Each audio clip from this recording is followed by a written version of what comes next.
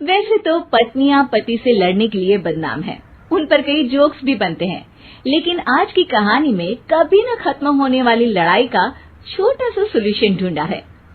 रीना की शादी गौरव से होती है।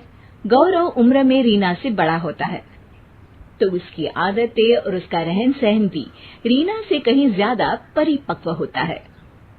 देखो गौरव, कैसी है ये ड्रेस? अरे रीना, क्या क्या पहनती हो? सिंपल साड़ी में कितनी सुंदर लगती हो, जानती भी हो तुम? बस करो, तुम तो हो ही बूढ़े। मेरी तो जिंदगी ही खराब हो गई। मैंने कैसा पति सोचा था और कैसे निकले तुम। अरे रीना, बात बात पर लड़ा मत करो। रीना पैर पटकती वहां से निकल जाती है। अगले दिन गौरव जब घर आता है, क्या है, जब से आए हैं पेपर ही पढ़ रहे हैं, कहीं घूमने नहीं चलना क्या? अरे यार, मैं थक गया हूँ, जरा टीवी का रिमोट देना। कैसे इंसान हो तुम? मैं सुबह से तुम्हारा इंतजार कर रही हूँ कि तुम मुझे कहीं घुमाने लेकर जाओगे, लेकिन तुम हो। रहने दो, बात ही मत करो मुझसे। गौरव को तो समझ में ही नहीं आता कि आखिर रीना उससे चाहती क्या है और वो क्यों उससे लड़ती रहती है। एक दिन, अरे रीना, खाने में क्या बनाया है? भूख लगी है। आज ना मैंने साउथ इंडियन खाना बनाया है, डोसा और इडली। बोलिए तो लगा दूं? अरे सांभर के साथ चावल दे दो ना, तुम्हें तो पता है इन सब चीजों से मेरा पेट नहीं भरता। ये सुनकर रीना का पारा 7वें आसमान में चढ़ जाता है।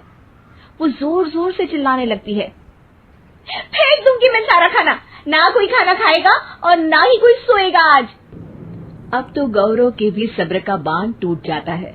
पहली बार गौरव रीना पर चिल्लाता है, बस करो रीना, बस करो, हर बात पर लड़ाई, हर बात पर झगड़ा।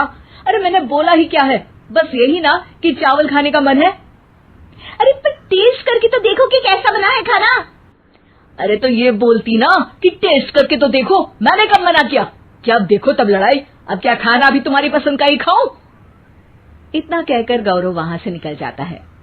अब क्या था, कभी न बोलने वाले गौरव के मुंह से इतनी बात सुनकर रीना का पारा हाई हो जाता है। वो वहां से पास में ही अपनी सहेली के घर चली जाती है। अरे क्या हुआ रीना, क्यों रो रही है तू? मैं गौरव के साथ नहीं रह सकती यार, वो बिल्कुल अच्छा नहीं है। उसकी सोच मेरी सोच से बिल्कुल मेल नहीं खाती। अरे ये तो भगवान ने नियम बनाया है, पति पत्नी कभी भी एक दूसरे के जैसे हो ही नहीं सकते। कहते हैं ना, दोनों गाड़ी के दो पहिए होते हैं।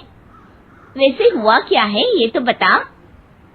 अरे तू तो जानती है ना मैं कितना बोलती हूँ, और वो तो कुछ बोलते ही नहीं। तो समस्या ये है? अरे नहीं यार, तो फिर समस्या क्या है? यार मेरे जैसा खाते नहीं, मेरे मन लायक पहनते नहीं, कुछ न बोलना, हमेशा अपने ही ख्यालों में रहना। यार शादी की है, एक दोस्त की तलाश थी, ये तो बस ऐसा है कि जिंदगी खत्म होने का इंतजार कर रहे हैं। अच्छा, तो तुझे शाहरुख खान जैसा पति चाहिए जो बाइक में शर्ट खोलकर घूमे या फिर पत्नी के साथ रास्ते में गाना गाए? शायद हाँ, लेकिन वो तो फिल्मों में होता है ना। अब तेरे पति को ही देख ले, कितने हंसमुख है, जब देखो सबके बीच आकर सबसे बातें करते हैं, मस्ती मजाक, और ये एक कोने में बैठे रहते हैं या फिर अपने कमरे में ही बैठे रहते हैं। अगर मैं कहूँ कि मुझे तेरे पति जैसे लड़के अच्छे लगते हैं, गंभीर, सुलझे, कम बोलने वाले, तो? अरे क्या बात कर रही है, ये भी किसी को पसंद होगा क्या? क्यों नहीं, मुझे नहीं अच्छा लगता। वो मेरी किसी भी सहेली के सामने आकर मजाक करने लगते हैं, हर वक्त बोलते रहते हैं। अरे मर्द तो शांत ही अच्छे लगते हैं। अब तो रीना के पास बोलने के लिए कुछ नहीं था। वो समझ रही थी कि उसे जो मिला वो किसी का सपना हो सकता है।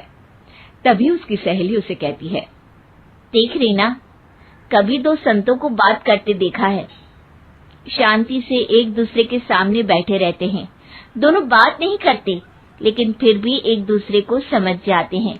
मैं तो यही कहूंगी कि तू अपने पति के मन को समझ, पहले समझ फिर समझाने की कोशिश करना, समझी?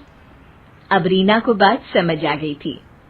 वो घर आकर गौरव के गले लग जाती है। गौरव कुछ कहता पर रीना उसे चुप कर देती है। अब आप जैसे हैं वैसे ही रहिए, मैं आपके साथ हर हाल में खुश हूँ।